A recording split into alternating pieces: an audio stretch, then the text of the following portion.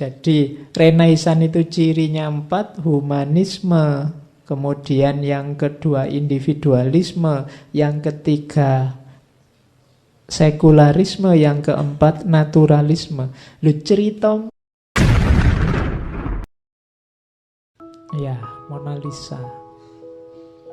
Ini lukisan, kamu kan heran, wong cuma ngelukis perempuan kayak gitu aja kok segitu hebohnya.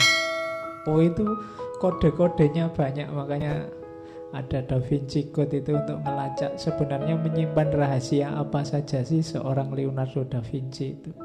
Dia banyak menyembunyikan wawasan-wawasannya tentang kehidupan, antara lain dalam lukisan, simbol-simbol. Bahkan di lukisan itu kalian lihatnya kan cuma satu perempuan. Nanti yang mengkaji lukisan itu masih nemu gambar macan, gambar ular. Ada di situ binatang 3. Kalau kamu cari silahkan kalau mau. Iya, kalau itu jelas kalau gambar binatang itu. Kalau ini di zoom dibesarkan, cuma kalau itu kan cuma foto anunya. Itu nanti bagaimana presisi gambarnya. Leonardo da Vinci itu dikenal sebelum gambar orang, dia itu bedah mayat, bedah orang. Dia ingin ngecek konstruksi ototnya, konstruksi kulitnya, sehingga gambarnya bisa presisi.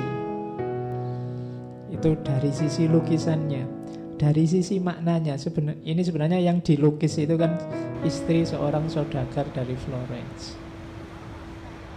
Mona Lisa, namanya Lisa. Mona itu nyonya kalau bahasa Itali, kependekan dari Madonna. Nah, ini sebenarnya ada yang menafsirkan dia mau cerita dengan lukisan ini, dia cuma mau cerita Renaissance. Renaissance itu kan temanya 4, humanisme, individualisme, sekularisme, dan naturalisme. Lukisan ini saja sudah cukup untuk menjelaskan Renaissance. Karena ini gambar manusia, itu kan menjelaskan bahwa sekarang fokusnya manusia. Itu yang disebut humanisme. Ciri modern awal itu humanisme. Kenapa kok digembar-gemborkan humanisme? Karena zaman sebelumnya orang sibuk dengan agama. Zaman itu dikenal era teosentris. Apa-apa serba Tuhan, apa maunya Tuhan, apa maunya agama, sehingga zaman itu di barat agama jadi sangat mengungkung. Agama jadi sangat membelenggu, sangat memenjara.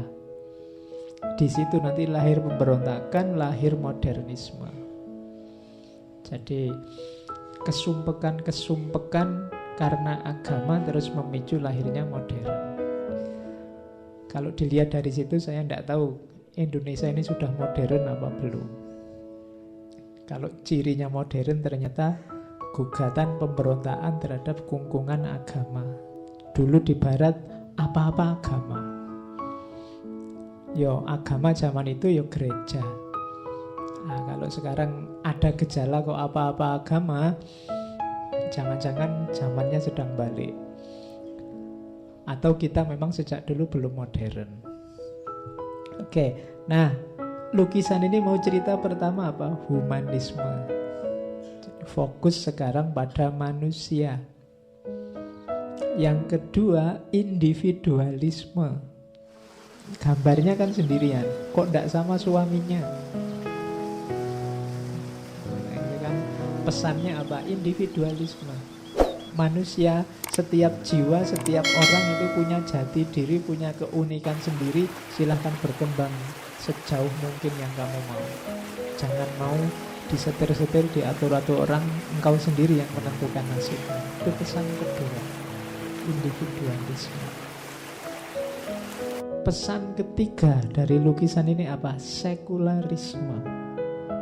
Ketika orang memisah agama dengan dunia, sekulernya di mana? Kamu ceklah hampir semua lukisannya Leonardo da Vinci temanya agama.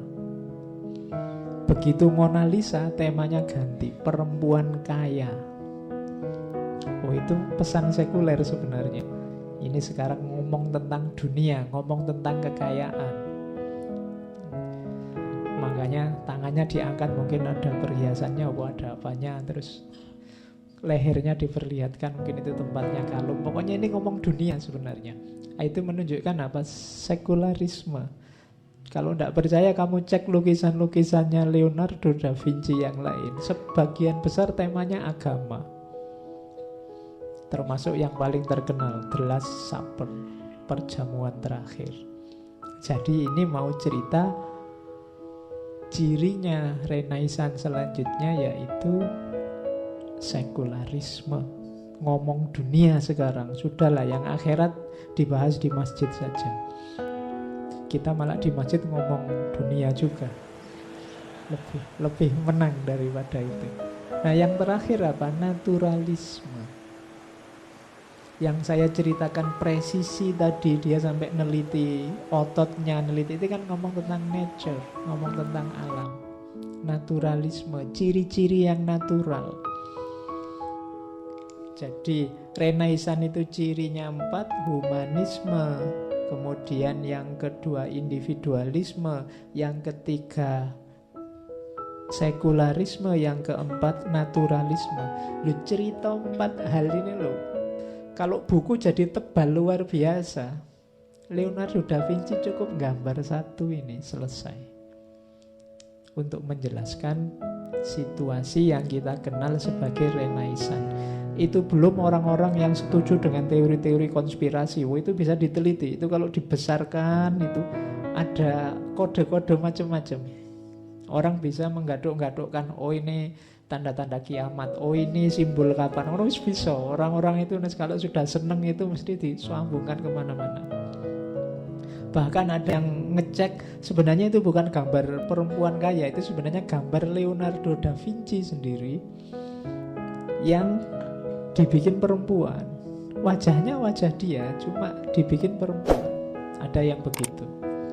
Jadi tafsirnya macam-macam. Tapi secara isme-isme, saya bilang tadi, sebenarnya lukisan itu simbol dari Renaissance. Sekarang lukisan ini tersimpannya malah di Perancis. Pernah hilang juga. Jadi ini ceritanya panjang lukisan ini, sejarahnya macam-macam. Ini habis dilukis nggak langsung diberikan ke yang punya oleh Leonardo, memang disimpan buat dirinya.